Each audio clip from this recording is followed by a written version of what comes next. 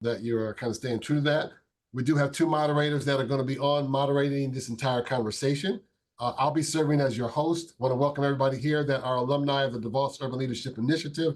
For those of you that might be guests of us that are not alumni of the DeVos Urban Leadership Initiative, we just want to say welcome to the family, at least for this call anyway. We're going to be talking about mentoring urban youth as our theme. Our affinity groups are designed with, we have 14 different categories of affinity groups that we try to have discussions around.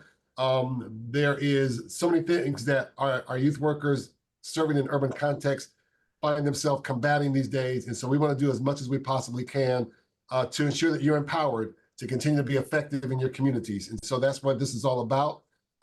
Again, we're intended to go for no more than an hour. I do want to say welcome to Stephanie Donovan, who is on the staff of the DeVos Urban Leadership Initiative, joining in, and also Rodrigo Ortiz, who's with our staff as well in our training and equipping department, who's on as a producer also. On that note, I am going to turn this over to two of your fellow DVULI alumni who are going to serve as your moderators. From New Jersey, the Jersey City area, Sarah Richmond is on, and Sarah is with New City Kids, youth organization in Jersey City. And then also I am looking for Jeff Thompson. Jeff Thompson is from the DC area. I'm sorry, Maryland, right? And it has been mentoring young people as well for a number of years. And so on that note, as they open up with their prompts to moderate, they'll introduce themselves more formally and give more details. For those of you that are just logging on, the ground rules are that if you can keep your camera unmuted and your audio muted, unless you are talking, we greatly appreciate it. Sarah, off to you. Great, thanks, Joe. Yep. As he said, my name is Sarah Richmond. I work in Jersey City, New Jersey at an organization called New City Kids. I've been here for about 20 years now, a little bit over. I am to the point where some of my teens are now my coworkers, which is an awesome thing that I absolutely love. Yeah, so I am a Teen Life Internship Director. So we employ about 91 teens currently, and we have about 20 other students that volunteer. We have 3 after-school center sites here in Jersey City that our kids work at. And it is a paid internship, and then part of our thing is mentorship with them. So all of the paid interns have a one-on-one mentor. And actually, as we were getting ready to go, one of my staff members was confirming, like, hey, before I post the new mentors, I just want to make sure I've got everybody in the right place. So it was exactly as we're talking about mentoring. And you'll notice there's some polls are coming up, so please make sure that you answer those polls. But I'm going to ask a quick question here, and I want you to respond. And what we're going to do is in the chat, if you could just drop 1 or 2 words, 2 to 3 words, and then we'll have some conversation around those. So my first question is, I want you to think about what are the essential elements that form effective mentoring relationships. So I know for me, I would say proximity is a huge thing, because I know I meet with my mentees much better when they are right next to me or at my current site. We do some switching around at our locations to make sure we have people that are there. So proximity is one of my things, but just go ahead and drop, oh, panelists can't vote. Okay.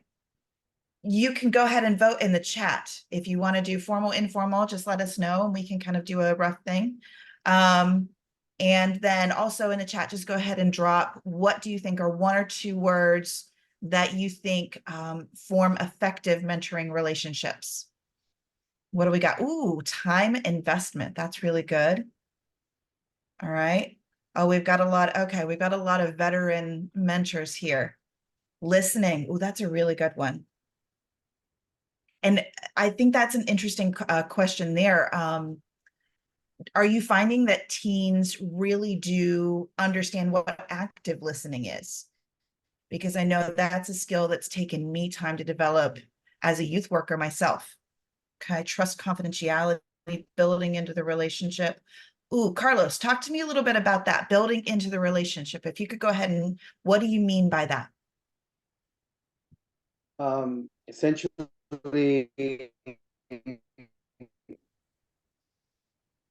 establishing You're breaking up, Carlos. trust. Are you there? Yeah, breaking up a little bit. Continue.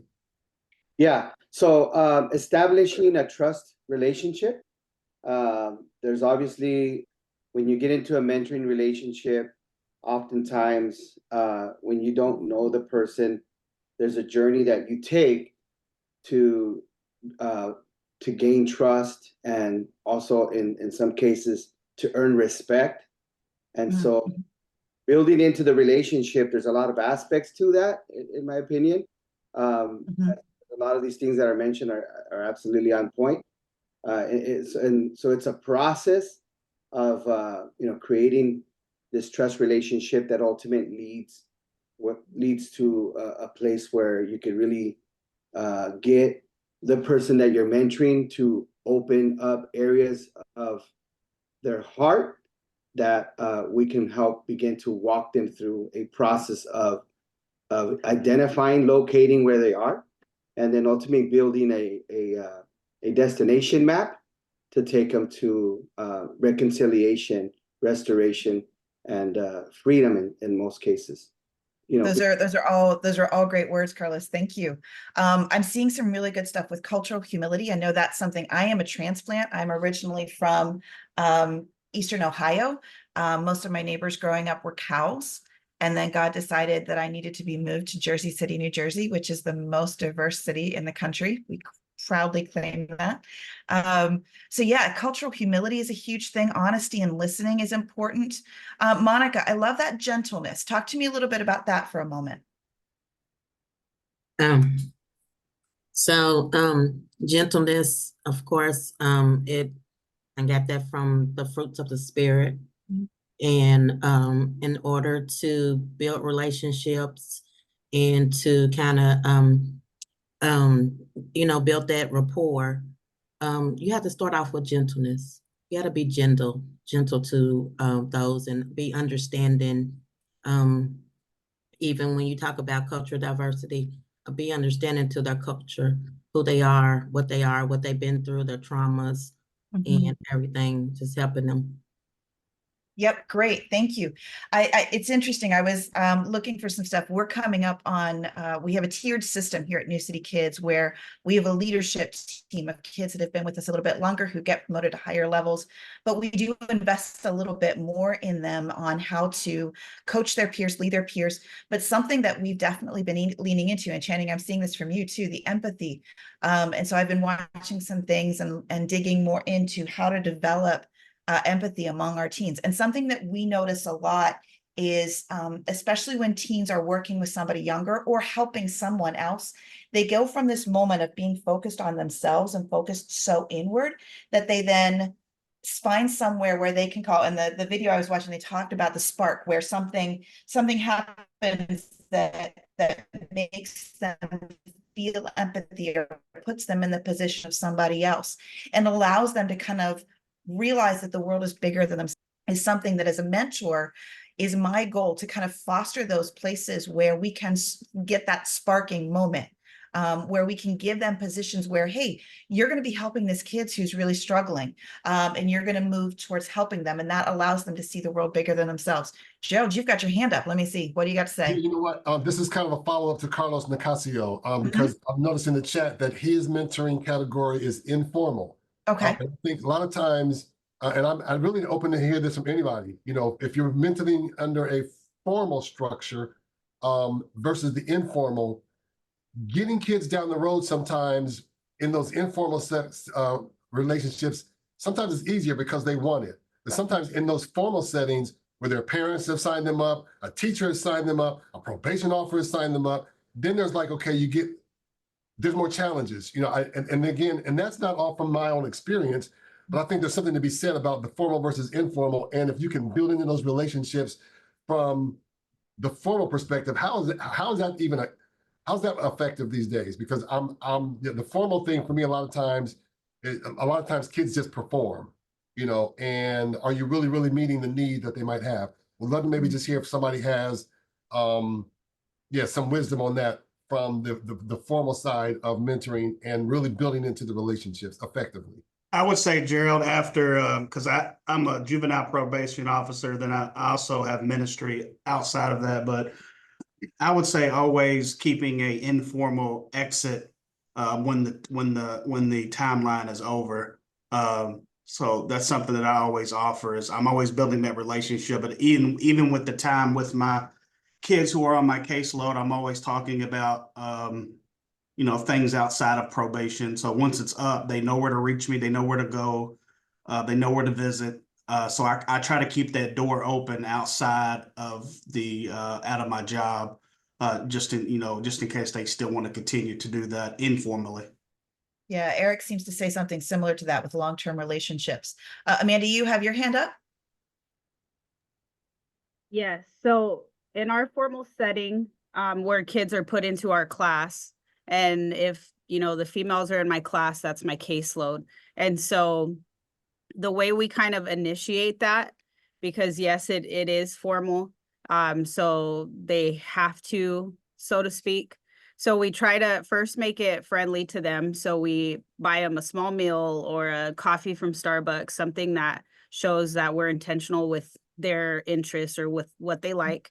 And then we use this holistic wheel of spiritual, how are you doing financially, how are you doing physically. So, and we ask them, hey, rate yourself, like how are you doing in these areas? And then from there, that opens up the conversation of, okay, I see, like right here, you're saying you need some support in this area, or maybe like tell me about that. So what I'm trying to say with all that is we let the student lead it, right? We let them tell us, hey, what kind of mentoring are you ready for? Because we would love to go deep with you, but we're being like Jesus. We're not trying to be forceful. We're trying to just be gentle, patient, and just figure out. And so over the years, a lot of my girls have been like, hey, I just want to learn how to talk to my mom, or I want to get better in the physical area. So we started a little run club. So just really letting the student initiate that process, and that's your in, right? That's your foot in the door. I like that, meeting them where they're at. I always tease with my girls. I'm like, food's my thing. Let's find all the good spots. You got a good restaurant you want to try. And those moments have been hugely helpful. And you've talked about the holistic wheel, which we're going to talk about tools and tips. I might be interested in finding out what that is. I think all of us might be. I've got a couple more hands up that I'm going to go to before we jump into the next, because I want to make sure we get to the next question. So we'll go Demarion and then Jonathan, and then we'll move on to the next question. Demarion, go ahead. I'm a fan of informal. I think one of the things that we do here in Louisville is that we create a space that is ran by the high school students, by the teenagers, and adults can come, but adults can't talk. So what this allows is kids to facilitate their own situations, to navigate their own emotions, to be transparent and vulnerable amongst themselves. And then at the end, if there's time allotted, we have opportunity to chime in on some of the things that we heard and some of the conversations that we've been able to witness. And the kids will be transparent and say, we're not always looking for answers. Sometimes we're just looking to be validated and heard. So sometimes we don't have any dialogue. We just let them vent, and then we pray them on out and send them on their way. And then what you realize happening is they will individually start coming and asking for your feedback in certain areas and things that were discussed specifically throughout the session. And just a yes or no, do you see that the teens start supporting each other in different ways after those moments? Most definitely. I think what it is, the space is safe. The space is organic. The space is genuine. There's a level of transparency in the space, and what happens is as they get warmed up, they start feeding off each other. They start having real serious conversation. And I always tell the kids, you never see a tree eat its own fruit. So something inside of you that you say or may not say may be the difference between life and death for somebody else. So don't never be afraid to share your perspective or share your side, because somebody in their room is in agreement, and somebody in your room may need to hear that to be able to, be able to perpetuate certain norms. That's awesome. We're definitely working that into our leadership retreat next week, where we're talking about the teens creating that safe space is hugely important. All right, Jonathan, go ahead, and then we'll move on to the next question. Hey, everybody. Jonathan from Detroit. Shout out to all my brothers that I see on here. Love y'all. Y'all know who y'all are. I only got 30 seconds. So I think I prefer some of the informal mentorship. In my experience, I've been working with kids roughly around 16, 17 years. The formal, we've always done big programs, which has 60, 70 kids at a time. Even with having volunteers, some kids can kind of get lost in the shuffle of that. And so sometimes actually all the time where we do the small groups or the informal thing where I'm taking kids out, giving kids driving lessons, walking kids through certain things in life. Those are the chances that we can kind of go a little bit more deeper and more intimate, and they can kind of elaborate on what's really going on inside of their life. When we're doing some of the formal things, some kids don't want to open up because of fear of rejection amongst other kids, or some kids don't want to be kind of looked at as like the oddball if they say something out of place that can be laughed at or clowned. And so some of those informal, I mean, it can happen in an informal when you're doing small groups as well. You know, when you're taking a group of kids out to eat or something like that, and somebody say something. But I think it's a little bit more condensed and controlled as opposed to the, you know, sometimes the formal. And for my programs that we've done. Mhm. Wow. Thanks, Jonathan. I know there's a couple other hands that went up, but for the sake of time, I'm going to move on and introduce Jeff Thompson from the Maryland area. Jeff? Yes, sir. Good to be with each and every one of you guys, and looking forward to kind of checking out the organizations you guys are involved in and learn from you guys. So my name is Jeff Thompson. I am a graduate of the 2022 cohort, DC cohort, though I'm in Baltimore, Maryland. And about 9 years ago, the Lord opened the door to lead a ministry right in Baltimore, Maryland, working with adolescent males ages 13 to 18 years old. And so we utilize sports, and we're committed to, utilizing the platform of sports to empower teens to live out God's calling for their life. And we do that through mentoring, job training, leadership development, are the three kind of pillars that we work with our teenagers with. And so I'm super excited to be able to hear you guys' responses to our questions. Make sure you guys should have seen in the poll our question: what has been your biggest barrier to effective mentoring? So if you guys can go ahead and write in the chat what it is. I'm excited for all of us to learn, from one another with this. So we got so far capacity. Yes. Mhm. And capacity, if you could be a little bit more specific, John, I think it'll get a group a little bit more context. Building trust. I like that. Consistency with you showing up and follow through. I like that consistency. Monica, I don't think we've heard from you yet. Could you go ahead and, oh yeah. Can you go ahead and elaborate what you mean consistency and what exactly? Consistency, the kids usually, and usually like, I'm in the church setting as well, in the community Okay. as well. And so, and I'm from Louisville. What I see is kids will come as long as they getting what they want, but when they get to a level where they feel like they good, they seem to drop off, and you can't find them no more. And so, and a lot of people do this in different aspects of life, of where they continue to do, and then all of a sudden when they feel good, they drop off and say, I don't need that no more. That's good. That's good. I see, Eric, if I can get you to, so I love that. And one of the things that I've observed, especially post-COVID, is the challenge of getting, just believer adults to come alongside of some of these youth, man. Can you talk a little bit about the struggle that you've had, Eric, with in this area? I actually now I'm shifting a ton of my ministry focused more on developing other believers to become mentors and equipping and supporting them. Just because the reality is we're all limited. We all probably are gifted with youth and have a bunch of relationships with youth, but we also very quickly realize we're not enough, and the need is too great for us.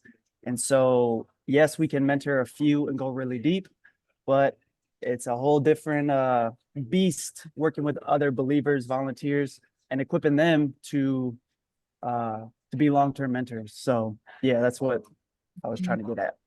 Man, that was good, and I would say that's fairly common. I know on our side it is as well. I'm curious to see if folks have found, whether it's ministries or within, your work, that done well, or any sort of ways to work through that barrier.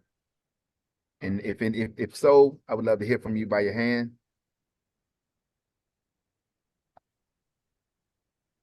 Demayan?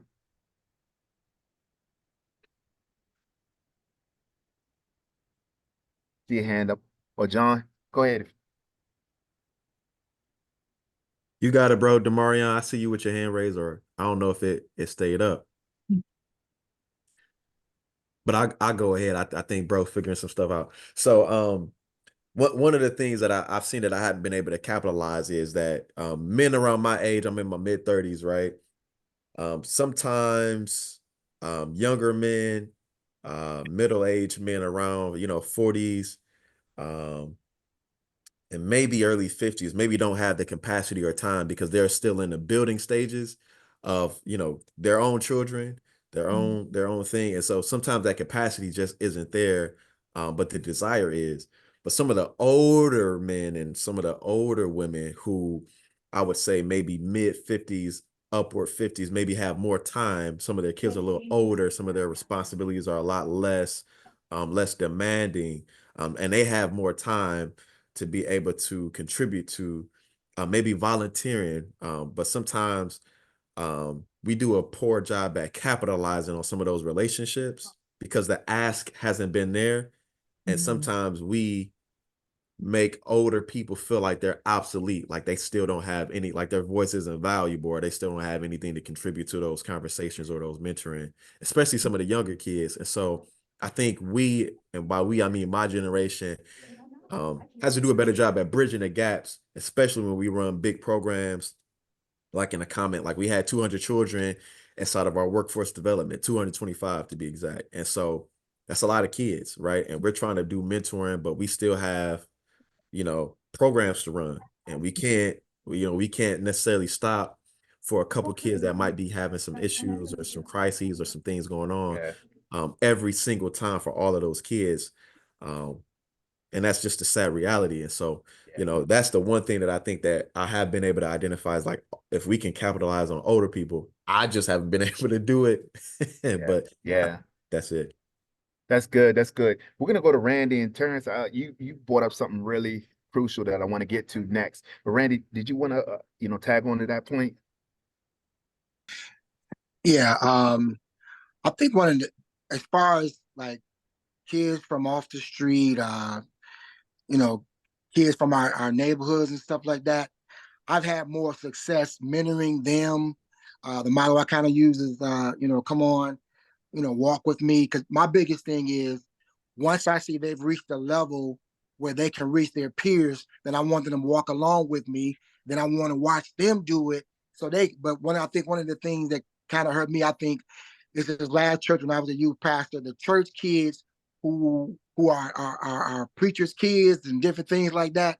I had the hardest time mentoring them because they wanted just to kick the church lingo. They didn't feel like they needed this part of ministry. It's like, well, we're here, we're showing up, you know who we are, you know who our mom and dads are, but they weren't really authentic about being mentored and understanding the value of why God has you here so you can reach your peers and even reach kids that are not that are unchurched. Understood. Yeah, that's good. That's good. Before I go to Terrence, if we by just a physical raise of hands, I mean, because capacity is if no one else is doing it, it weighs on us and it really burns us down. How many of you guys are in that situation where you feel like, man, I wish I had more help. I'm struggling to find help, from in the mentoring space. If you can raise your hand. And the reason we want to do this is so that is the majority of us, which isn't surprising.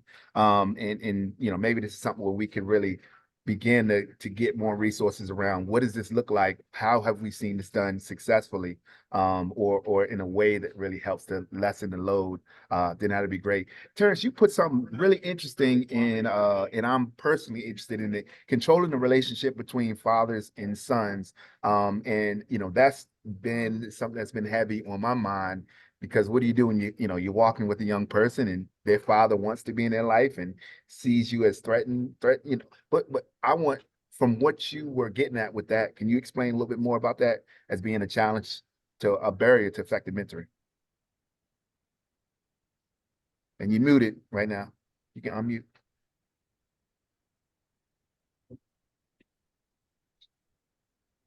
Let's see if we can get you unmuted, Terrence. So I can't do it on my side. There we go. There we go. There you I'm go. good. Can you Yeah. hear me? Yeah. Can hear you. Good. Yep. That's a really serious topic with me. Mental health is something I'm really passionate about. Drew, how much time I got? You're losing time. Keep talking. All right, then good. All right, because I'm working on restoring fathers and sons, because I think fathers should be the main mentor, but they should also open the door for other mentors to come in and feel relaxed about doing it. Because I had a situation with a father. He was the father of a stepson, and the father never had a father figure, so he didn't know how to be a father to the stepson. And that was bridging a gap that was causing a problem between the two families. So the reason why I'm trying to work on restoring fathers and sons is because I think when we're talking about mentors, we're talking about that's a detachment between the younger people and the older people. It's kind of like what Jonathan was saying earlier. The older men, 40s and 50s, yes, we do have more time and we can bring a lot more wisdom to the younger men. And I think we can bridge that gap by coming together and being more unified and working and communicating, because communication is very key. Right. And I think we need to be more, learn how to communicate better on a formal and informal level, if that makes sense. That makes sense. And Yeah. So Terrence, on that though, I'm going to toss something in the conversation, Jeff, if you don't mind. yeah, Go ahead. About connecting fathers and sons, and is it critical for a youth to be mentored who has come from a two-parent home? If mom and dad are there, why should they need to be mentored? Because go ahead. I'm sorry. Go ahead. Yeah, I mean, because it's like, okay, I have a 14-year-old at home. She don't have a mentor. I mean, yeah, she has people in her life, but dance teacher, music teacher, piano teacher, whatever. But at the end of the day, I'm raising my child. So it's like, I'm not gonna say, okay, I'm signing her up for big brother, big sister as well. You know, I'm not that if there's any harm in that. I just, you know, what's the necessity for a child in a two-parent home having a mentor? Well, because when you are with the mother and father, I know you, Drew, and I understand your situation, but here's the thing there. Sometimes you need an outside safe space. Not saying you're not a safe space, okay? Don't get it twisted. I want to just make sure that she has a safe someone she can talk to and be open with, and yet still communicate with you on a different level, if that makes sense. Okay. It's not taking your leadership skills away from you. It's just she just needs something else, because y'all coming from a very personal interrelationship. She's coming from outside that can probably relate to her differently than you guys can. Okay. Does that make sense? Totally making sense. I'm open to another perspective. Yeah. All right, go for it.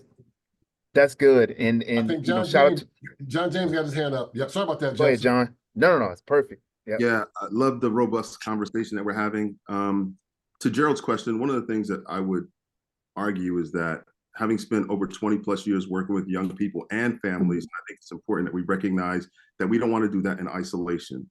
Ideally, we want to empower parents so that they're not abdicating their responsibility and role to be the leaders that God's called them to be. And so I would say to you, if you're a parent, and you're fortunate to have a spouse, sometimes it resonates differently with young people when they hear a similar message to that of which their parents are telling them from another trusted source. And so I would encourage, even a two-parent family, I'm fortunate to have raised 2 adult children. My youngest is 29, but it just lands differently. And you can almost see the light bulb come on when working with kids, when they kind of look at you and say, hey, my mom said the same thing, or my dad said the same thing. And then oftentimes you haven't even met their parent. So I think it's, to your point, Joe, I think that's important. Another thing I wanted to share is that I think that oftentimes, and this is no indictment on organizations that say they're serving 200 plus kids, I think that we oftentimes look at quantity, the number of kids that we're serving versus the quality of the work that we're providing. So if we were to say that we got an organization that's mentoring 10 kids, but they're hitting all the boxes. 100% of those kids are graduating from high school. 100% of those kids are transitioning into college. One of those kids are married and don't have children before marriage, and all of those things. I would ask this group, would we be willing to support that organization if they're accomplishing all of those goals? And what I found in my years, I'm 57 years old, I don't see organizations that are willing to stand behind that and provide support to those types of organizations. And I know of some that are doing that. So kudos to those That's good. who are hitting the mark with hundreds of kids. But if there's an organization that has 100% success rate with the 5 or 6 kids that they're working with, I think that's the model that Christ employed, right? He had a couple disciples, and he had even in that group there was an inner circle. And so I hope that we catch the idea that the context that God created for mentoring to take place was in the family. It wasn't First Baptist Church or even Second Baptist Church. He created families, which is the organism that was intended. And so there's so much I could say. I know I don't have any time, but fathers need to learn how to be fathers. It's how can you go another way if you don't know another way? And so when I meet these young men that I've worked with, they're able to look at someone that's been married for 35 years and say, like, how did you do that? I didn't have an example of dad because he wasn't in my life. I didn't know him. But there were mentored. So I just would challenge us to kind of, refocus our priorities and look at these smaller organizations that are killing the game. Yeah, that's a point well taken. So some of you guys have already started, but just be able to, you got additional thoughts, shoot them in the chat. You don't know, how helpful they will be to somebody who reads them. So we have limited time. We're gonna go ahead and shoot over to Sandra, and then we're gonna go over to our third question.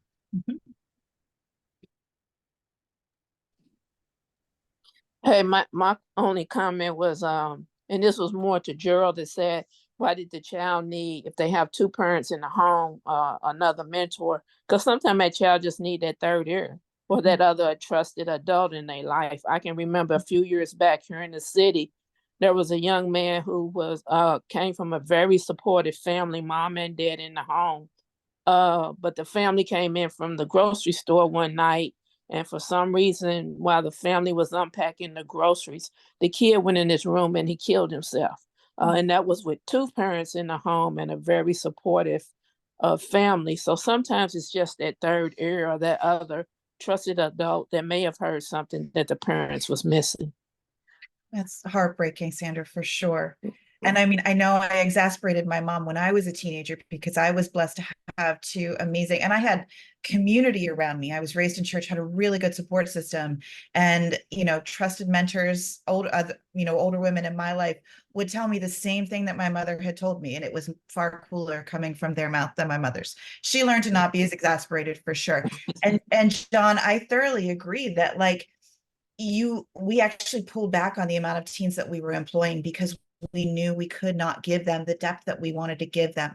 So we want to make sure that we have those intense moments, those chance to connect with teens and young people as a whole. I was looking over some stats that we had, and we have done some really interesting work with Search Institute here at New City Kids. The last couple of years, we've done a social emotional learning survey to kind of gauge how our program is working. And I mean, I love to think that we're an informal mentoring program because, we have these great relationships with the teens, but it honestly is very formal because we're measuring and doing a lot of recording and data work with it. And this quote just really stuck out to me. After decades of forming hypotheses, conducting surveys, crafting and rewriting definitions, analyzing data, and writing journal articles, Search Institute researchers and practitioners have arrived at a surprisingly simple conclusion. Nothing has more impact on the life of a child than a positive relationship. So Jonathan, I wanted that t-shirt. Community is dope. I think that's awesome. The more positive relationships we can have in a teen's life, the better. The more people that are all pulling the same direction, it's easier to go together. And so with that in mind, how can we get there together? Are there some resources? I mean, I've already written down Amanda's holistic wheel, but what other tools, what conferences, what radars, what sort of things should be on our radar on how to use this? I actually just printed out or downloaded a thing of 150 relationship questions that teens can start asking one another. So I'm going to give these to our leadership team so they can start talking to one another, but also give those to our mentors. So, hey, you want to start a conversation, ask them about their favorite color. I remember one teen when I first came to New City, I was a white face. He was a Black young man. We didn't have anything in common until he found out I was a Steelers fan and he was a Patriots fan. To this day, Will is one of my dear friends. because we had this moment to connect, and we started talking about something. So those moments of connection. So whether it's lists of questions that can start doing that, I have a book that I have called This Is Your Life, where it's just a bunch of random questions, about 1,000 of them, where we'll just spark conversation. But what other tools, conferences, should be on our radar to know about? So, CAS, trauma informed. Sarah, I love trauma informed care. Sarah, I ahead, want go to ahead, Stephanie. interject here real quick. I'm going to be sending out a resource list after the Zoom call. So I know you all are going to be taking mad notes. I'm actually doing that as well. So drop that in the comment. I'm also going to put my email address so you guys can email me whatever you have, and I'll add it to that list that I'll send out to all of you. Thank you for Stephanie having the fast fingers getting that information down. Trauma-informed care is something that we've been working on a lot. So Sandra, do you have another answer, or is your hand still up from before? It was up from before. Okay, all right. Eric, you've got your hand up. What resources? Yeah, on trauma-informed care, there's a resource called TBRI, Trust-Based Relational Intervention. I bought the audio to a conference specifically for that. Number of years ago, I went through it with my wife because we were fostering and adopting children, as well as working with inner city youth and neighbors and everything like that. All that to say, drastically changed everything for our personal life in the way we parented our adopted children, as well as our own bio children, and changed the game in how we interact with neighbors, kids, mentoring, everything. I will share that with Stephanie. It'll be free. It's just the audio. It's game changing. That's all. Okay, awesome. And I'm seeing we've got the ACEs. We've gone through that. I really like that stuff. There was something else that I saw. Randy, yeah, going into the mentees world. Can I tell you, I went to Comic-Con with teenagers. I should not have done that, but they loved it. It was awesome. Sandra, you have a resource? I don't know what's going on with my hand. Excuse me. Okay, all right. I think Tara, you have your hand up. Trying to follow the hands here. Did Tara? I don't have my hand up, but I did put something in the chat. We use the VIA character strengths test, and they have one that's specifically designed for children ages 8 to 12 and youth ages 12 to 17. Okay. It's a free resource, and it'll give them their top strengths. That's excellent to help them build self-confidence. It's a great resource. It's great if they want to do job interviews, scholarship interviews, to help them see what their actual strengths are. It's personalized to them, and it's completely free. If you're an organization, you can get an organization account for free, and they'll give you a direct link where all of your own students can take it, and you'll get a copy of it. So it's a great resource that's completely free that our kids love. That sounds awesome. And I was actually just talking with my coworker because we're working on our session for next week, and we were looking for self-assessment sort of thing. So I might be looking into that right away. What else have we got? Let's see. Grandview. Terrence, what is Grandview? I'm not familiar with that. We've got to get your audio figured out there, Terrence. Yeah, I think Terrence is talking something more geography, because we had a comment in there about him being from Kansas City. Oh, gotcha. Sorry. Yeah, We're moving fast and furious in the stuff. Yeah. There we go. About where he lives. I'm trying to keep up with the resources here. Any other resources or things that we can reference? There's a lot going down here. Yeah. Okay. Stephanie, are your fingers tired yet for getting all this? I will be wanting this list. This is exciting. Yep. Hey, Sarah, I'm going to chime in real quick with sure. There's somebody that's on the call that's muted currently, but Itisha Bankston is in Cleveland, Ohio. And Itisha, I would love for her, I think she kind of jumped on after we got started a little bit, for us to hear her model that she's using there in Cleveland, and what's working in a program. Itisha, would you tell us a little bit more about what you got going there in Cleveland? Hey, everybody. So basically what I do is I do one-to-ones with students. And so to the brother that was talking earlier about, working in kind of small cohorts, that's what my husband and I tend to do. So we work, especially from the beginning of the conversation, talking about mentoring kids, and to the broader work that we do in larger groups. everything that we do is pretty much one-to-one. And it's a hard and heavy lift sometimes, but it does work for us. So mine is kind of covered under the guise of tutoring, but I get an opportunity to minister to both the families, the mothers mostly, as well as the students. And so it's been really beneficial because I've been able to reach more. I've been able to reach deeper. Same for my husband. He's been able to reach more and deeper because when we're doing this one-to-one, we don't really do a lot of whole group interaction.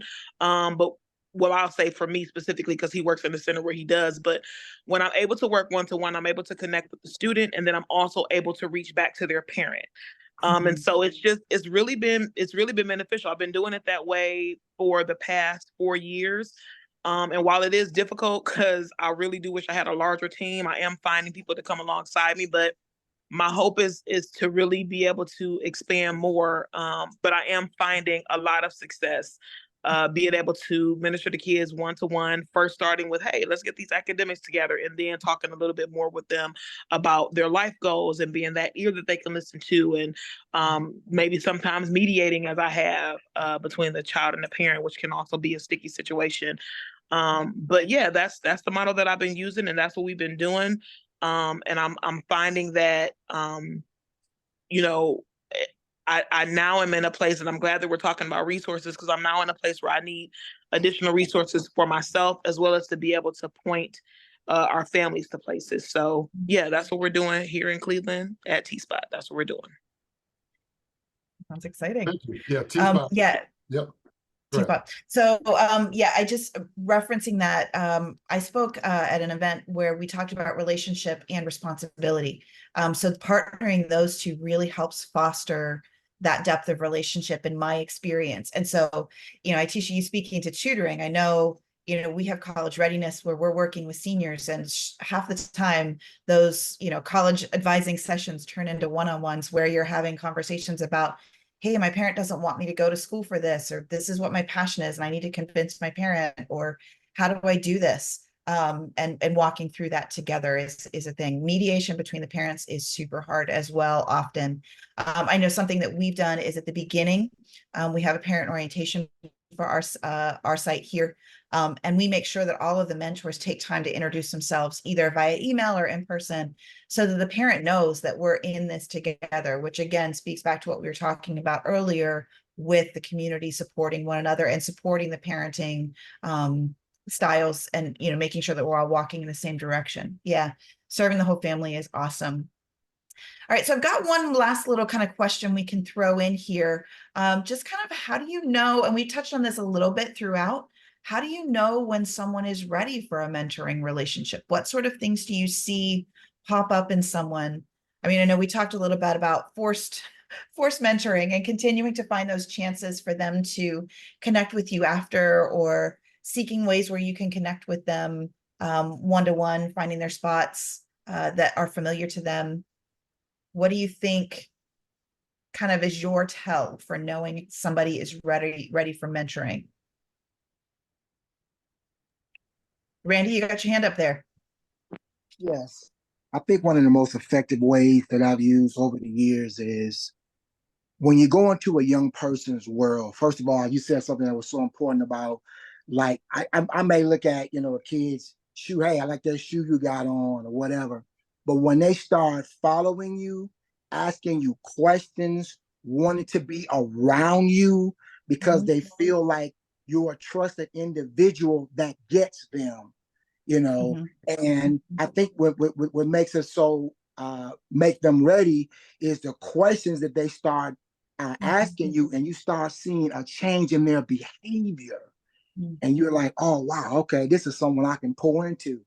And so I've seen this, be effective. They're ready when they really start asking you questions, start following you, and then following through the instructions that you give them, because that's important to me. I don't want to mentor anybody that doesn't want to listen to what I'm trying to help you with. So when I see they're following through, oh, I got them.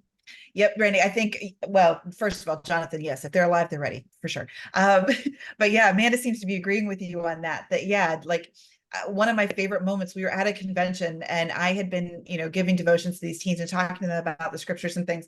And we're at this thing and somebody up front was talking and one of the teens just wheeled at me and said, Miss Sarah, you say that all the time. You are listening. That's exciting. You are tuning me out like I think you are. But yeah, we don't always, when they start walking that way and dragging their feet the whole way, but they're doing it. Terrence, you got your hand up. Let me hear it.